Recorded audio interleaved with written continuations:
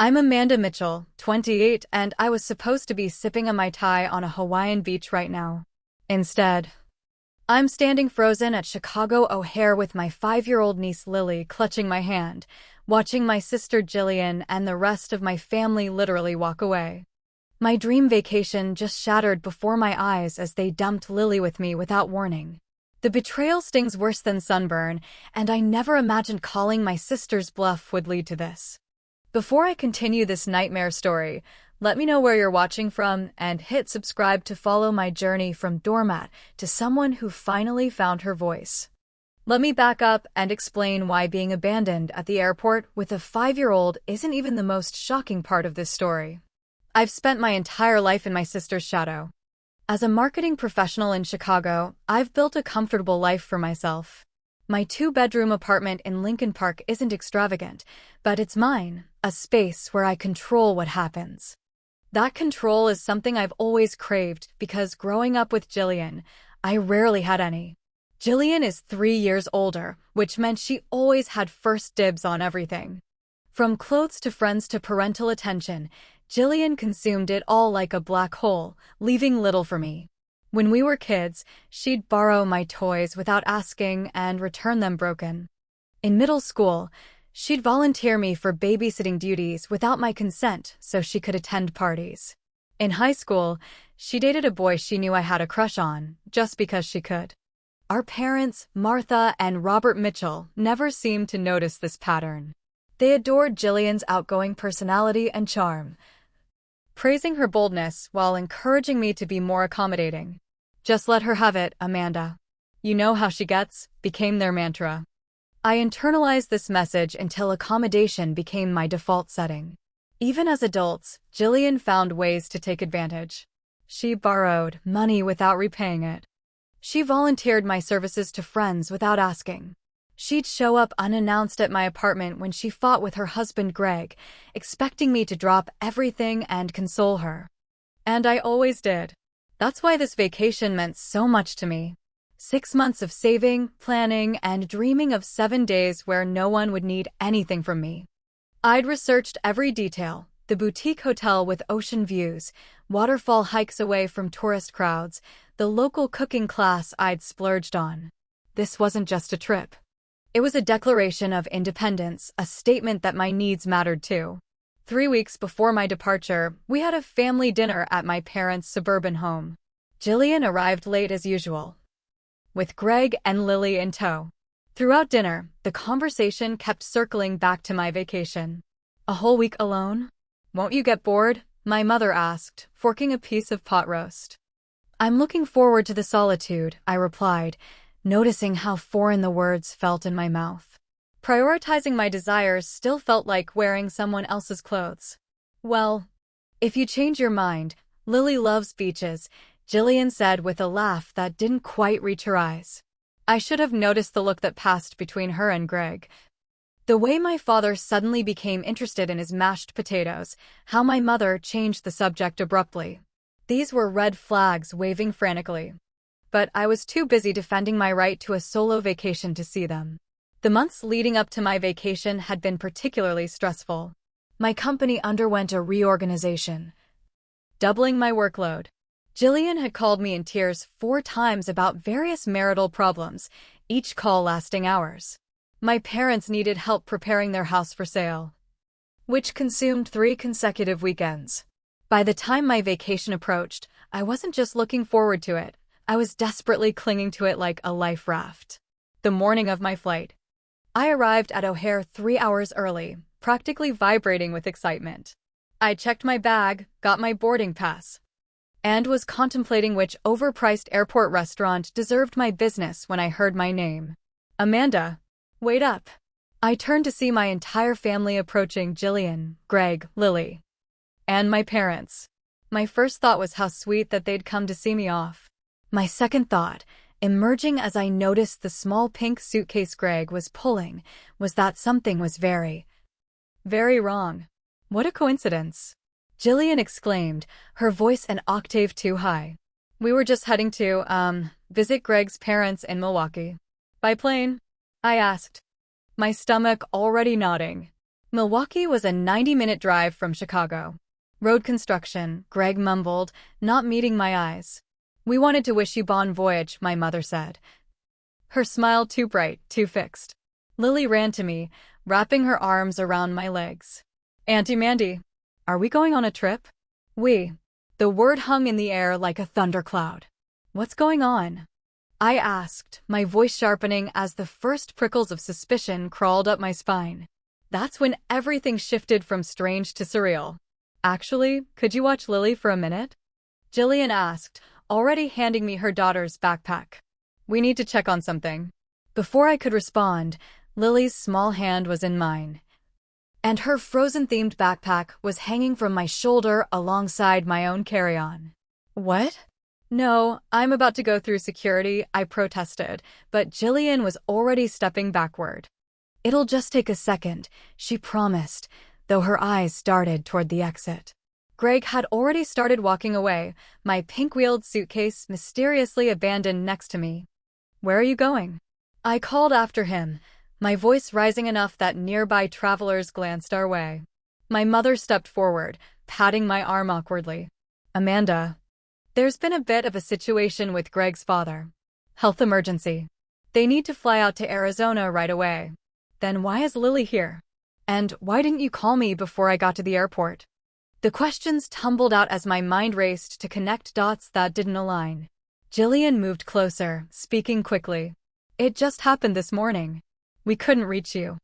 And our tickets are non-refundable. You love Lily anyway, and you're going to Hawaii. She'll have so much fun. The realization hit me like a physical blow. You expect me to take Lily to Hawaii? On my vacation? By myself. You always said you wanted more time with her, my father chimed in, already backing away to join Greg near the automatic doors. For day trips to the zoo. Not international travel.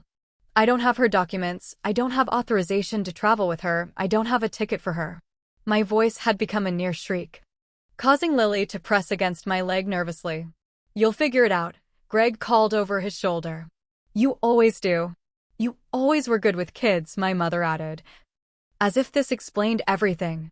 She kissed my cheek quickly, then turned to follow my father. Jillian lingered a moment longer, her expression a strange mix of guilt and defiance. It's just for a week. She's easy.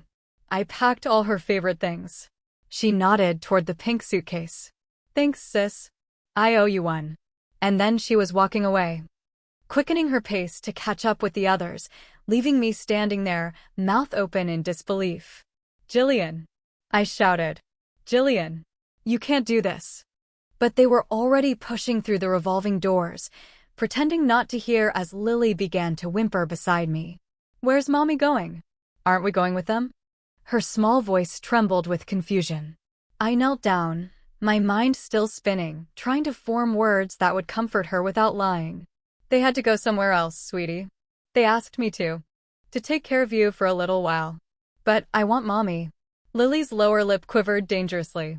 I know, I murmured, pulling out my phone with shaking hands. I dialed Jillian first, straight to voicemail. Greg next, same result. My parents, voicemail again. I sent frantic texts to all three. You can't do this. Come back right now. People were staring now. A security officer approached, his expression concerned. Everything okay here, ma'am? No, everything is not okay, I wanted to scream. My family just abandoned a child with me without any legal documentation and walked out of the airport. Instead, I managed a tight smile. Yes, just a minor family mix-up. We're sorting it out. He nodded skeptically before moving on, while Lily's whimpers escalated to full sobs. I'm hungry, she wailed. And I need to pee. My phone chimed with a notification, not from my family, but from my hotel in Hawaii. Looking forward to your arrival. Please confirm your check-in time. I looked down at Lily, her face streaked with tears. Then at our luggage, my carefully packed suitcase and her hastily prepared pink one. Then at my boarding pass for a flight that would depart in less than 2 hours. A flight I now knew I wouldn't be on. The magnitude of what had just happened began to sink in. My family had planned this. They had collectively decided that my vacation, my time, my money didn't matter. They had abandoned a 5-year-old child with someone who had no legal right to travel with her. And they had done it all without a second thought. The betrayal cut deeper than I could have imagined. Standing in the bustling airport terminal with a sobbing 5-year-old clinging to my leg, I faced an impossible choice. Do I somehow try to bring Lily with me to Hawaii? Do I cancel my vacation entirely? Do I call the police and report that my niece was effectively abandoned? Come on, sweetie, I said, trying to keep my voice steady. Let's find the bathroom first, and then we'll get something to eat. Managing Lily plus all our luggage through the airport bathroom was the first of many logistical nightmares. When we emerged, I found a quiet corner near a coffee shop and sat Lily down with a chocolate milk and muffin while I attempted to think clearly. I tried calling Jillian again. Voicemail. Greg. Voicemail. My parents. Voicemail. Why isn't anybody answering? I muttered, loud enough that Lily looked up from her muffin.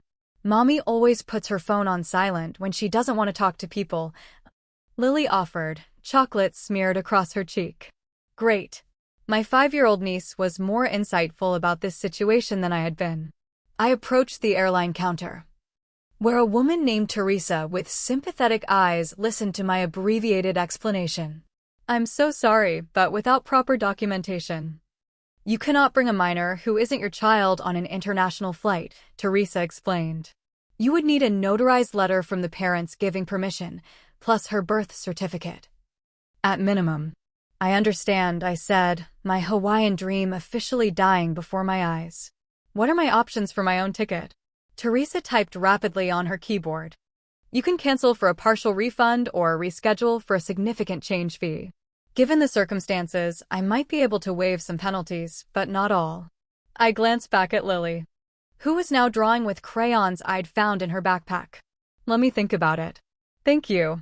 I called Rachel, my best friend, who reacted with appropriate outrage. They did what? Are you serious? That's not just inconsiderate, Amanda. That's literally child abandonment. I know, I said, lowering my voice so Lily wouldn't hear. But what do I do now? Call the police. Rachel said without hesitation. This is illegal. I can't do that to Lily, I argued. She's already confused and upset. Having police involved would traumatize her more. Then call Child Protective Services. And say what? That my sister is a selfish jerk? They'd still take Lily into temporary custody, Rachel. I can't do that to her. While we were talking, I received a text from Jillian. It's just for a week. You can still have fun with her. She loves swimming. The casual tone made my blood boil. I tried calling her immediately, straight to voicemail again. I checked Facebook, only to discover that Jillian had blocked me. So had Greg. So had my parents. They had literally cut off all communication except for that one dismissive text. They planned this, I told Rachel, the realization settling like ice in my stomach. They deliberately blocked me on social media before doing this. They knew exactly what they were doing. All the more reason to call authorities, Rachel insisted.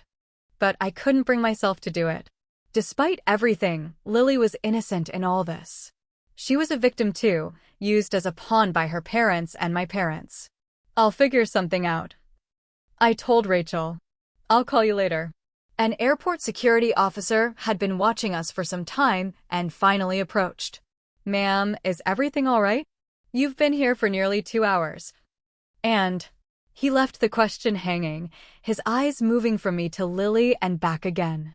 My sister left her daughter with me unexpectedly, I explained. I'm trying to figure out what to do. His expression shifted from suspicion to concern. There are resources for abandoned children, ma'am. I can call. No, I interrupted quickly. No, that won't be necessary. We're fine. I'm her aunt. I'm taking care of her. We're just adjusting our plans. He nodded skeptically before moving on, but his words lingered. Abandoned children. Is that what had happened here? Had my sister actually abandoned her child?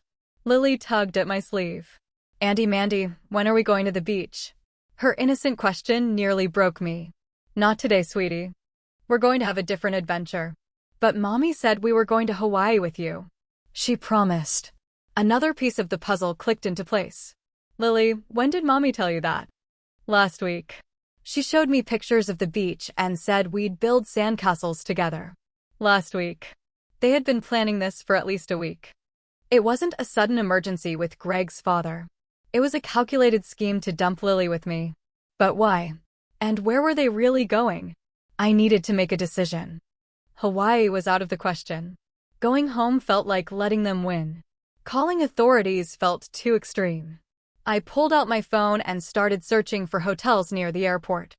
The Grand Airport Hotel wasn't grand by any stretch of the imagination, but it had a vacant room with 2 beds and a swimming pool that made Lily squeal with delight when I mentioned it. "So we're still having a vacation?" she asked, eyes wide with hope as we rolled our suitcases through the hotel lobby. "A different kind of vacation," I answered, forcing a smile I didn't feel. The hotel receptionist, Darlene according to her name tag, raised an eyebrow at our mismatched luggage and Lily's tear-stained face, but asked no questions as she processed my credit card. "Dining options?" I asked. "Restaurant closes at 10, room service until 11, vending machines 24/7. She recited in a monotone that suggested she'd delivered this information 1,000 times. Our room was basic but clean, with a view of the parking lot and distant planes taking off, planes that should have included mine to Hawaii. I unpacked Lily's suitcase, discovering that Jillian had indeed packed her favorite stuffed rabbit, some clothes, and a few books, but had forgotten essentials like her toothbrush, shampoo, and any kind of jacket. "What do you usually have for dinner?" I asked Lily, who was bouncing experimentally on one of the beds. "Pizza. With pepperoni," she answered immediately. Room service pizza it was, followed by the complex negotiation of bath time with hotel toiletries that smell funny and a bedtime routine I had to piece together through trial and error. Jillian hadn't included any notes about Lily's schedule or preferences. After 3 bedtime stories and multiple reassurances that yes, I would still be there when she woke up, Lily finally drifted off to sleep clutching her stuffed rabbit. I slipped into the bathroom and called Rachel. "We're at a hotel near O'Hare," I whispered. "I'm exhausted. And it's only been 6 hours. Any word from your family?" Rachel asked. "Nothing except that one text. I've called and texted at least 20 times. They're completely ghosting me." "This is insane, Amanda. You need to do something official." "Like what?" "It's nearly midnight." "I don't know, but wait, Lily might know something. Kids often overhear more than adults realize." That conversation stuck with me after we hung up. The next morning, over a breakfast of hotel waffles that Lily decorated with an alarming amount of syrup, I gently probed for information. "So, Lily, did your mom and dad talk about where they were going when they left you with me?" Lily shrugged, focused on creating syrup pools on her plate. "Mommy said they were going on a grown-up trip where kids aren't allowed." "A grown-up trip? Not to see Grandpa because he's sick?" Lily looked confused. "Grandpa Frank isn't sick. We talked to him on the computer 2 days ago, and he showed me his new boat." Grandpa Frank, Greg's father, the one who supposedly had the health emergency. The one who was supposedly in Arizona. Who apparently owned a boat and had video called with Lily just 2 days prior. "Did Mommy and Daddy talk about this grown-up trip a lot?" I asked, trying to keep my tone casual. "Uh-huh. For weeks and weeks. Mommy got a new swimsuit that Daddy said was very expensive. And they were fighting about whether to tell you the truth. Weeks and weeks. While I'd been planning and saving for my solo vacation, they'd been plotting to sabotage it. After breakfast, I tried calling my family again, still no answer. Then, on a hunch, I looked up Greg's parents' number. I'd met Frank and Beverly Cooper only a few times at family gatherings, but they'd always seemed like reasonable people. Frank answered on the 3rd ring. "Cooper residence." "Hi, Frank, this is Amanda, Jillian's sister." "Amanda? What a surprise. How are you?" "Not great, actually. I'm calling because there's been a situation with Jillian and Greg." "What kind of situation?" His voice instantly turned concerned. "Well, they told me you had a health emergency in Arizona. And they had to fly out immediately, leaving Lily with me at the airport yesterday." There was a long pause. "I'm in Milwaukee, Amanda. Have been for 20 years. And I'm in perfect health." The confirmation of what I already suspected still hit hard. That's what I thought. They abandoned Lily with me at the airport right before my vacation flight to Hawaii, claiming they had to rush to your side. They did what?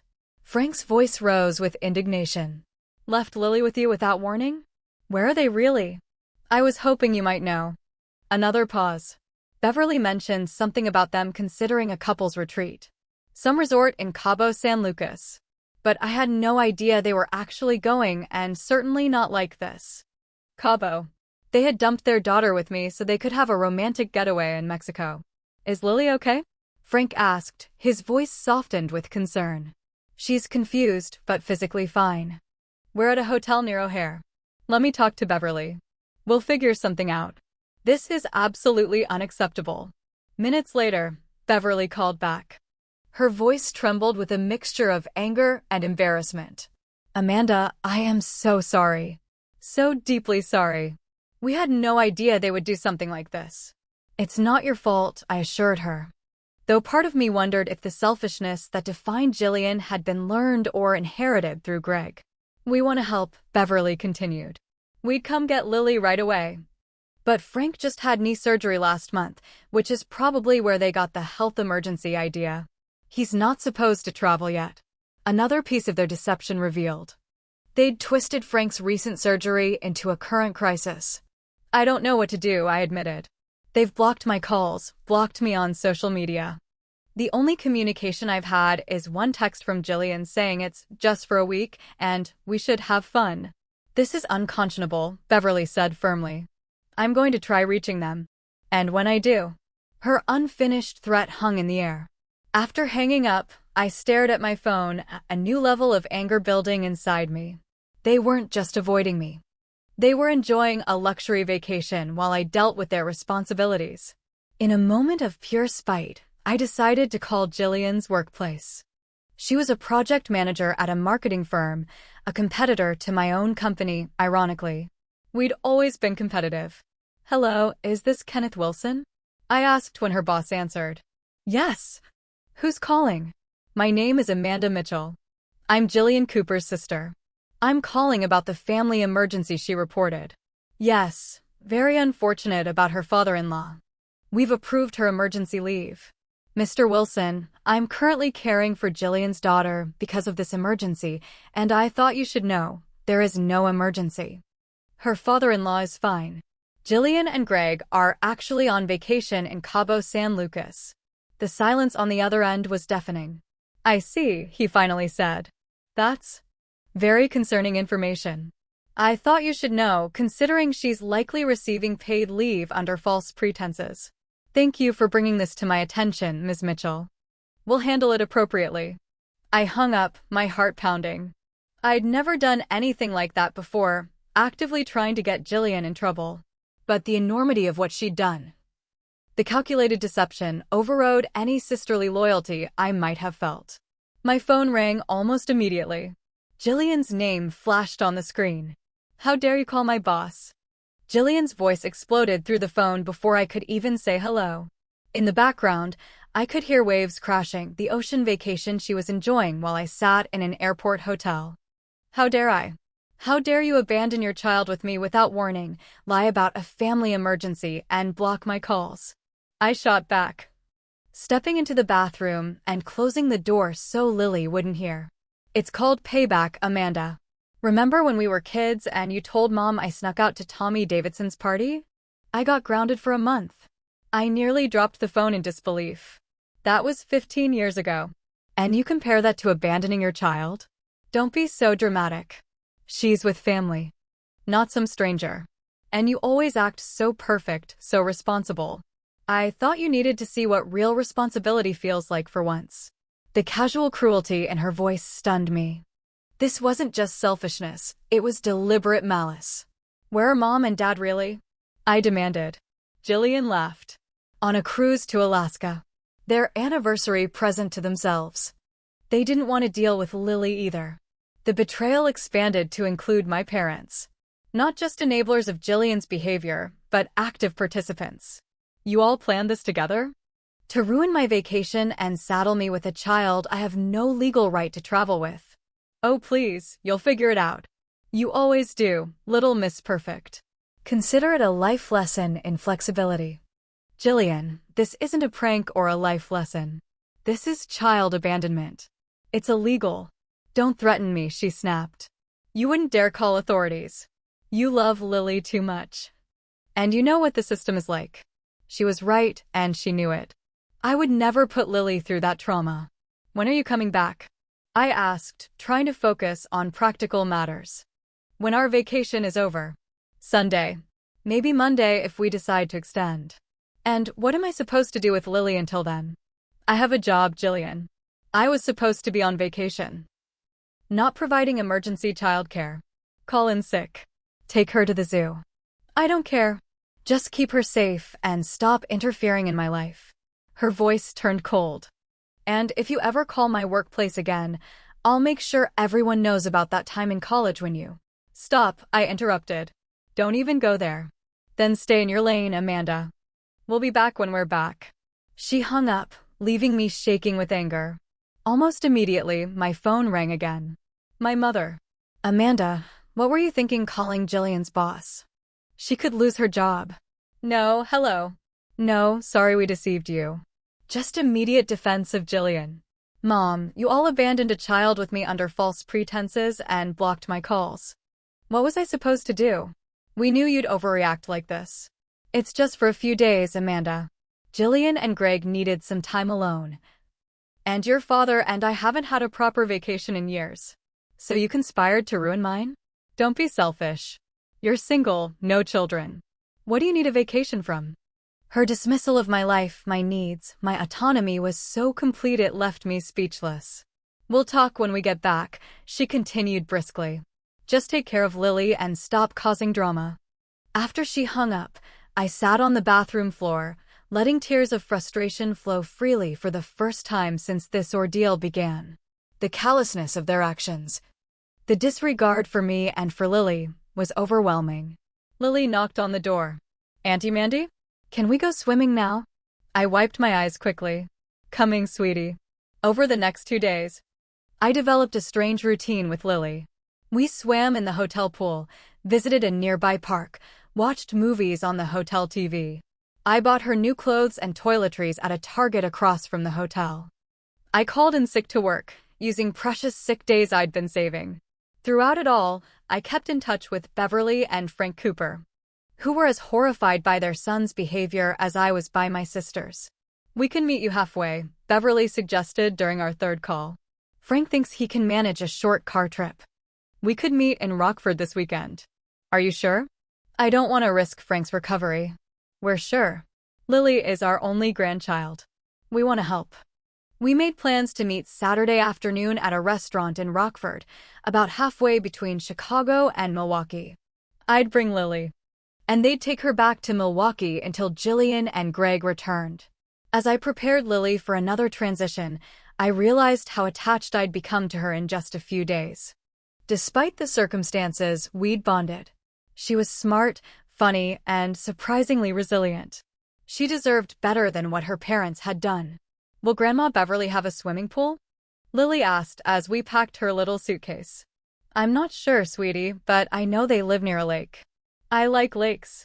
Daddy never takes me to the lake even when I ask. He says it's too much work. Little comments like this had been slipping out, painting a picture of Lily's home life that concerned me. Jillian and Greg apparently spent a lot of time arguing. Lily often ate dinner alone while watching TV. She couldn't remember the last time they'd read her a bedtime story.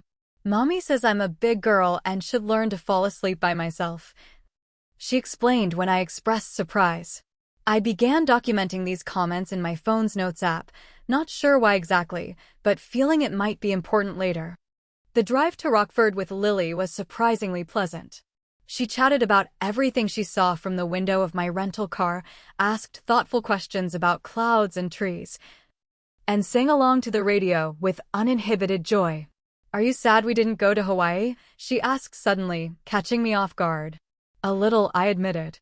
I'd been looking forward to it. I'm sorry Mommy and Daddy were mean to you, she said, her small face serious. Sometimes they're mean to me too. The simple statement chilled me. What do you mean, sweetie? Sometimes they forget to make dinner. Or they lock their door and don't come out even when I knock and knock. Sometimes they say I'm too much work. Each word felt like a stone dropping into my stomach. These weren't just parents who had made one monumentally selfish decision. This was a pattern. Does that happen a lot? I asked carefully. Mostly when they fight. They fight a lot. She looked out the window again. I like being with you. You don't yell. Beverly and Frank were waiting at the restaurant when we arrived, both rushing to embrace Lily the moment they saw her. Beverly's eyes were red-rimmed, suggesting she'd been crying. Thank you for taking care of her, Frank said, shaking my hand firmly. We are so sorry for what Greg and Jillian did. It's not your fault, I assured him. In a way, it is, Beverly said quietly as Lily showed Frank a drawing she'd made. We've enabled Greg's selfish behavior for years, never holding him accountable. Sound familiar? I nodded, thinking of my own parents' relationship with Jillian. Over lunch, I shared some of the concerning things Lily had mentioned. We've worried about their parenting for some time, Beverly confessed. But we weren't sure if we were just being overprotective grandparents. I'm considering calling Child Protective Services, I said, the decision crystallizing as I spoke. Not to punish them, but to make sure Lily gets the support she needs. I expected resistance, but Frank nodded slowly. We've discussed similar concerns. If you make that call, we'll support you. After lunch, saying goodbye to Lily was harder than I'd anticipated. She clung to me, asking when she'd see me again. Soon, I promised. Very soon. Driving back to Chicago alone, I felt a strange mixture of emotions. Relief that Lily was safe with her grandparents. Anger at my family's betrayal. Grief for my lost vacation. But also, oddly, a sense of clarity I'd never experienced before. At the hotel, I made 2 important calls. First, to Child Protective Services, where I filed a report detailing the airport abandonment and Lily's concerning comments. The caseworker assured me they would follow up promptly. Second, I called my travel agent. I need to book a new vacation. Something last minute and affordable. Just for a few days. She found me a deal on a 3-day trip to a lake resort in northern Michigan, not Hawaii, but a place to decompress and process everything that had happened. As I was packing, I received a text from Beverly with a photo of Lily feeding ducks at a nearby pond. She's settling in well. Thank you for everything. Just as I was checking out of the hotel, my phone rang. Jillian. CPS? Really, Amanda? They showed up at our house. You're back from Cabo early, I observed coolly. Because we got a call from CPS saying they needed to meet with us immediately. What the hell did you tell them?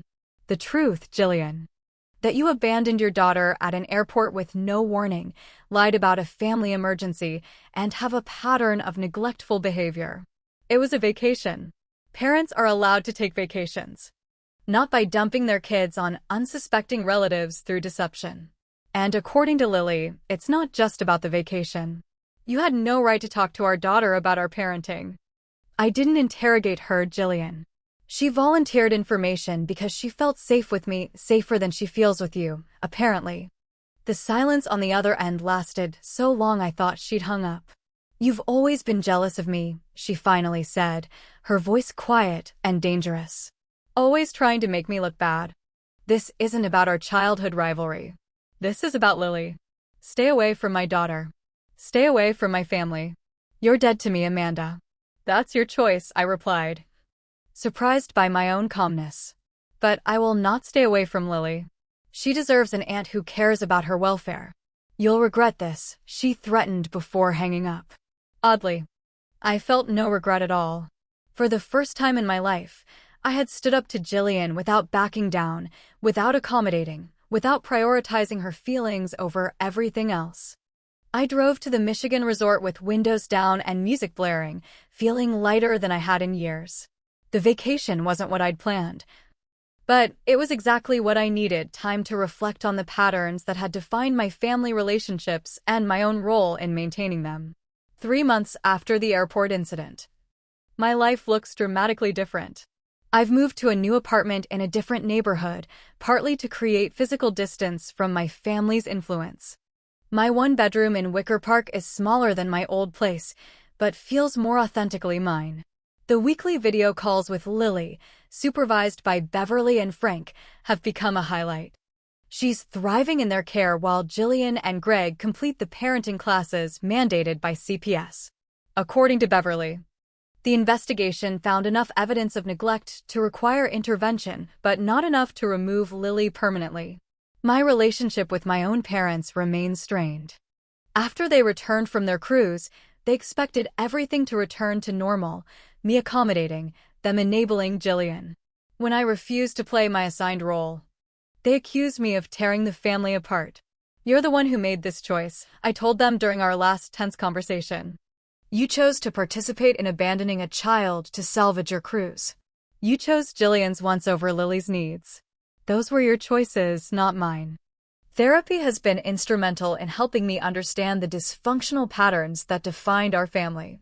My therapist, Dr. Samantha Reed, specializes in family dynamics and has helped me see how I'd been conditioned since childhood to prioritize Jillian's needs over my own. "It's common in families with a high-maintenance child," she explained. "The quieter, more responsible child learns that their role is to make things easier for everyone else. Breaking that pattern hasn't been easy.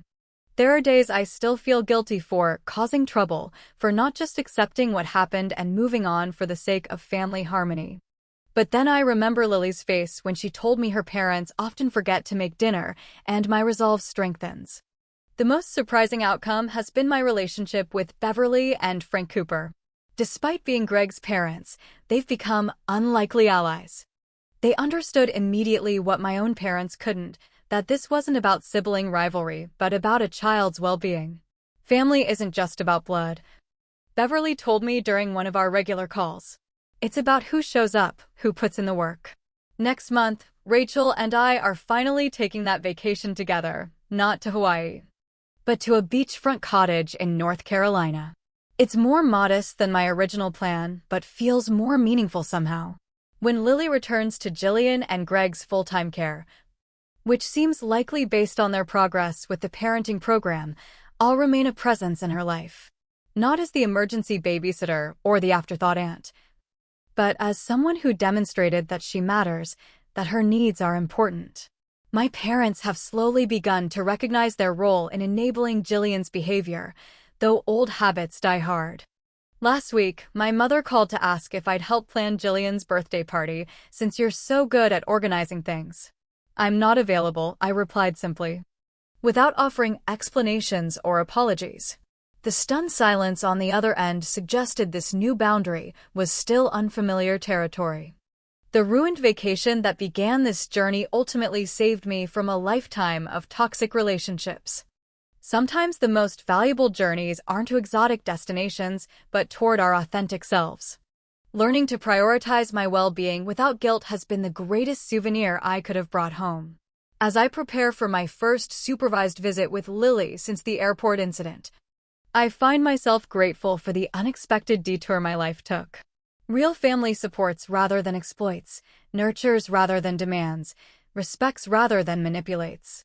I'm building that kind of family now, one authentic relationship at a time. What about you? Have you ever had to set difficult boundaries with family members who took you for granted? I'd love to hear your stories in the comments below. Don't forget to like this video if it resonated with you, subscribe for more real-life stories, and share with someone who might need encouragement to set their own boundaries. Remember, sometimes the most loving thing you can do for yourself and others is to stop accepting unacceptable behavior.